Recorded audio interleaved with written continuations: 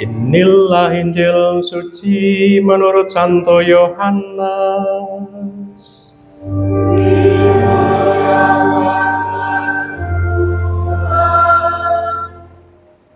Pada suatu hari Yesus bersabda kepada orang-orang Farisi, "Akulah gembala yang baik. Gembala yang baik memberikan nyawanya bagi domba-dombanya. Sedangkan seorang upahan yang bukan gembala dan bukan pemilik domba-domba itu sendiri, ketika melihat serigala datang, meninggalkan domba-domba itu lalu lari. Sehingga serigala itu menerkam dan mencerai-beraikan domba-domba itu. Ia lari karena ia seorang upahan dan tidak memperhatikan domba-domba itu. Akulah gembala yang baik. Aku mengenal domba-dombaku, dan domba-dombaku mengenal aku. Sama seperti Bapa mengenal aku dan aku mengenal Bapa, dan aku memberikan nyawaku bagi domba-dombaku. Tetapi aku juga mempunyai domba-domba lain yang bukan dari kandang ini. Domba-domba itu harus aku tuntun juga. Mereka akan mendengarkan suaraku dan mereka menjadi satu kawanan dengan satu gembala. Bapa mengasihi aku oleh karena aku memberikan nyawaku agar aku menerimanya kembali. Tidak seorang pun mengambilnya dari aku, melainkan aku memberikannya menurut kehendakku sendiri. Aku berkata, aku berkuasa memberikannya dan berkuasa mengambilnya kembali. Inilah perintah yang aku terima dari Bapakku." Demikianlah sabda Tuhan.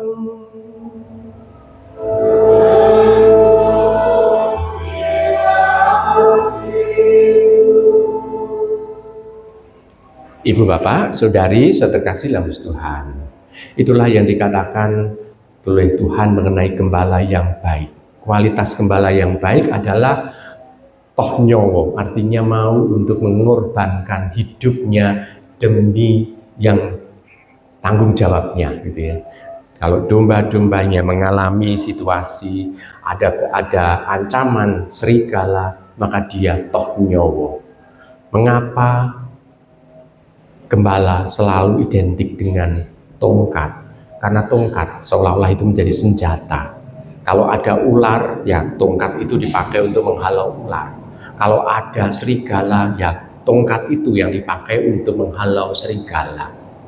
Jadi kita bisa melihat kenapa gembala itu selalu pakai tongkat, ya karena untuk menghalau serangan-serangan yang mengganggu domba.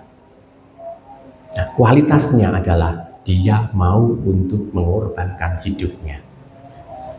Lalu yang kedua, gembala yang di sini dalam perumpamaan dalam Tuhan Yesus ini, di sana mau diungkapkan bahwa gembala tidak hanya tanggung jawab untuk domba yang ada di kandang itu, tapi dia juga mempunyai tanggung jawab untuk domba di kandang yang lain. Karena apa? Karena tujuannya satu, yakni untuk mendapatkan kedamaian, kebahagiaan, keselamatan bagi para domba-domba itu. Jadi kita bisa melihat manajemennya adalah manajemen dia bisa membagi waktu untuk menggembalakan domba kandang ini dan domba kandang yang lain. Ada manajemen waktu juga.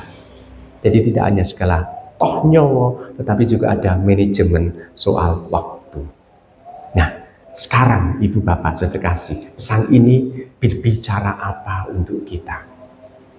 Anda bayangkan kalau Anda mempunyai gembala seperti itu, rasanya piye kita sebagai domba?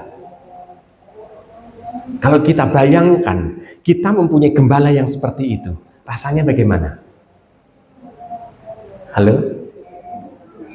Tentrem rasanya, nyaman, pasti aman. Nah, ini yang diharapkan. Dan juga yang kedua, kalau kita sebagai domba, lalu gembalanya siapa? Halo? Hah? Yang memakai tongkat siapa? uskup. Uskup yang memakai tongkat. Itu simbol gembala. Kalau romonya hanya membantu gembala.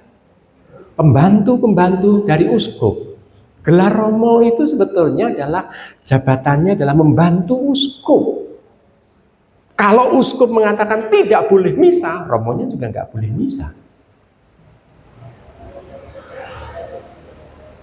Tapi uskup yang punya kuasa sebagai gembala. Nah, sekarang kita bisa melihat. Kalau demikian, kalau orang punya pikiran bahwa kalau demikian, ini istilah minggu panggilan. Kalau demikian, saya mau mendidik anak saya, misalnya anak-anak yang masih kecil. Saya mau mendidik anak saya untuk menjadi uskup. Itu hal yang hebat, karena dia akan menjadi gembala. Jangan hanya puas untuk anak-anaknya jadi romo saja. Tapi didiklah anak-anak Anda yang masih kecil itu jadi seorang uskup.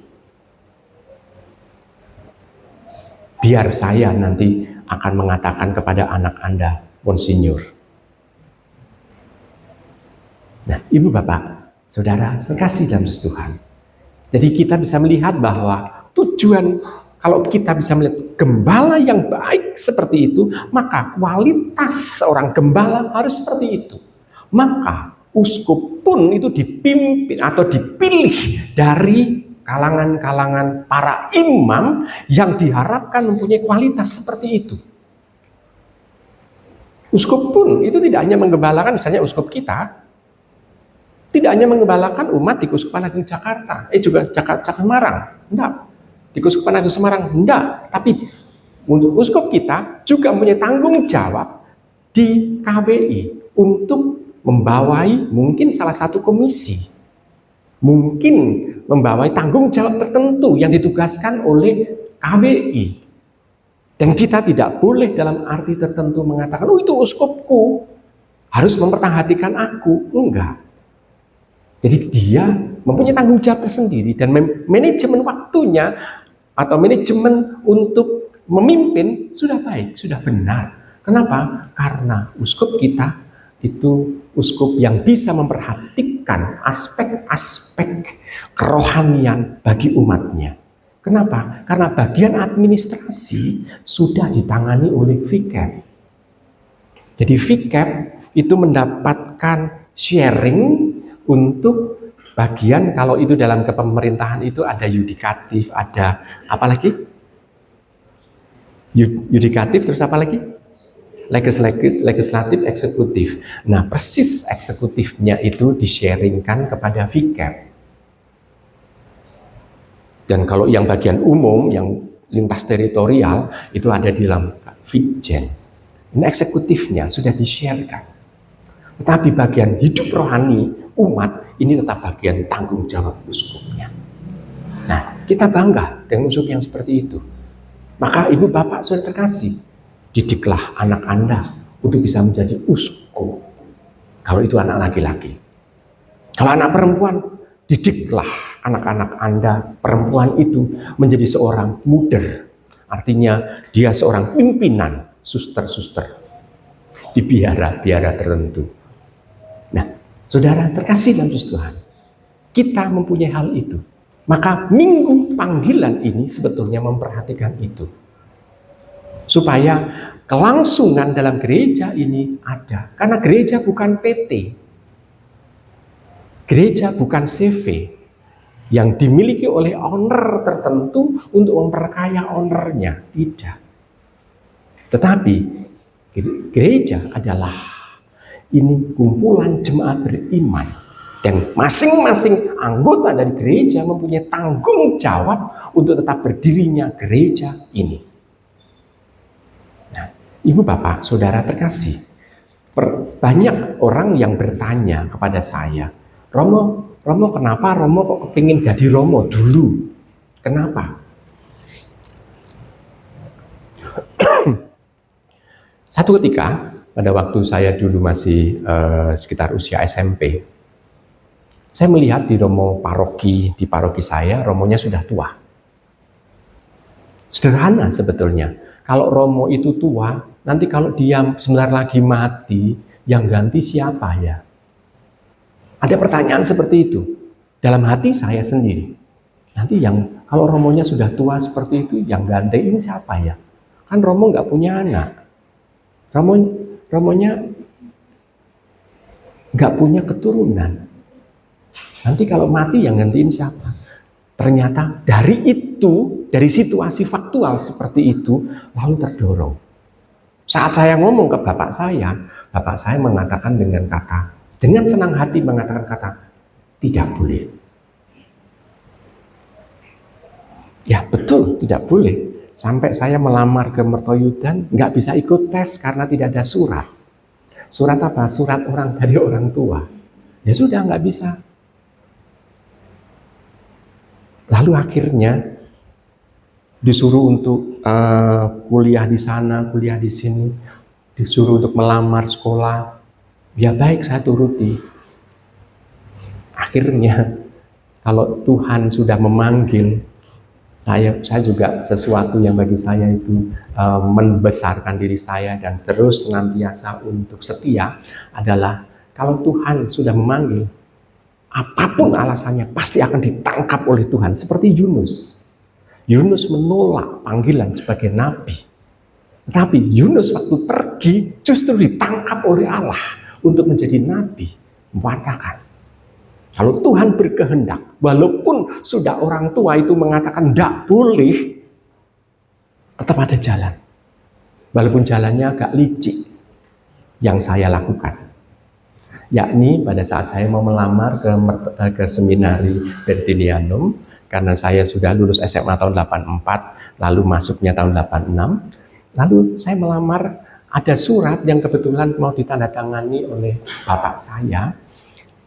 Saya minta tolong salah satu frater untuk mengetikkan surat, isinya itu mengizinkan, orang tua mengizinkan. Surat itu tak lampirkan di berkas-berkas yang ditandatangan bapak saya.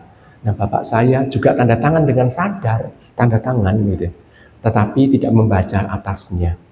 Jadi saya senang sekali ternyata sudah ada surat itu walaupun licik.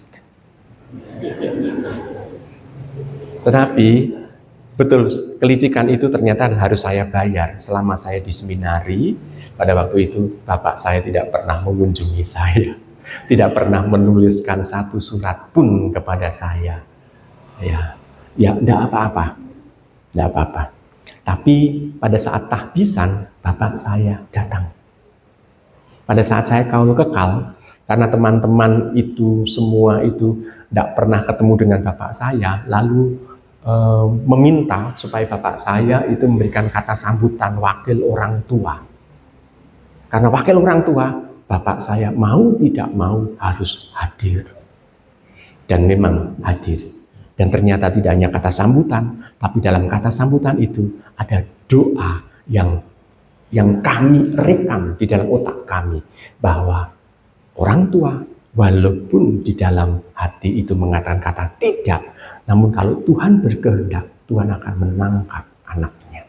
Maka ibu bapak saudara terkasih, sekuat-kuat Anda mau untuk mencengkeram anak sendiri supaya tidak boleh menjadi imam atau suster atau bruder, ingat, Tuhan lebih kuat daripada kita. Jadi kita tidak akan mampu untuk melakukan itu. Tapi ternyata hal itu benar adanya. Saya melihat di beberapa adik-adik kelas saya juga mempunyai kisah yang sama. Justru yang didorong-dorong oleh orang tuanya malah dora dadi. Saya juga heran, kenapa bisa begitu ya? Oh, ternyata panggilannya bukan panggilan untuk anak itu, tapi panggilan untuk orang tuanya. Karena orang tuanya tidak bisa mewujudkan menjadi imam, maka yang didorong anaknya. Karena orang tuanya tidak bisa menjadi suster, maka yang didorong anaknya. Dan akhirnya Pradadi. Saya merasa senang dan bangga juga akhirnya tahbisan.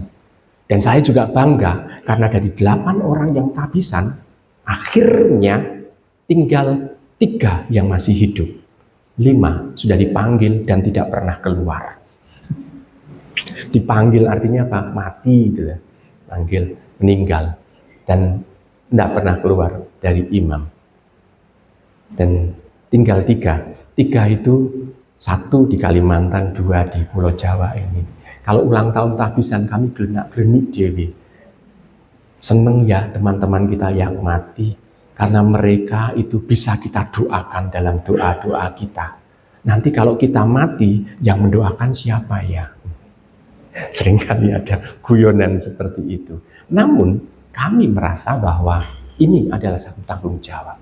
Kalau Tuhan sudah memanggil, nggak bisa untuk itu. Maka ibu bapak sudah terkasih. Kalaupun kita menjadi orang tua, kita harus dalam arti tertentu bukan mendorong supaya anak kejorokin, enggak, tetapi menunjukkan arah-arah panggilan. Tidak hanya cita-cita, karena seringkali ada tadi anak-anak Anda, beberapa anak-anak Anda itu tanya kepada saya, Romo, apa yang nasihat untuk anak-anak muda? Lalu saya ngomong, apa cita-cita kamu? Saya ngomong, cita-citamu apa? Dia menunjukkan cita-citanya. Nah sekarang kalau sudah tahu cita-citanya, tujuan hidupmu apa? Bisa enggak tujuan hidup itu diraih dengan cita-cita itu? Beda antara cita-cita dan tujuan hidup. Nah, cita-cita diharapkan mampu untuk sebagai semacam jembatan cara untuk meraih tujuan hidup. Dan itu hendaknya mulai ditanamkan dalam diri anak-anak. Sehingga anak-anak tidak blunder hidupnya. Blunder itu hanya muter-muter saja tapi tidak punya tujuan hidup. Seolah-olah hanya menjalani rutinitas. Tapi rutinitas itu tidak mempunyai makna dalam hidup.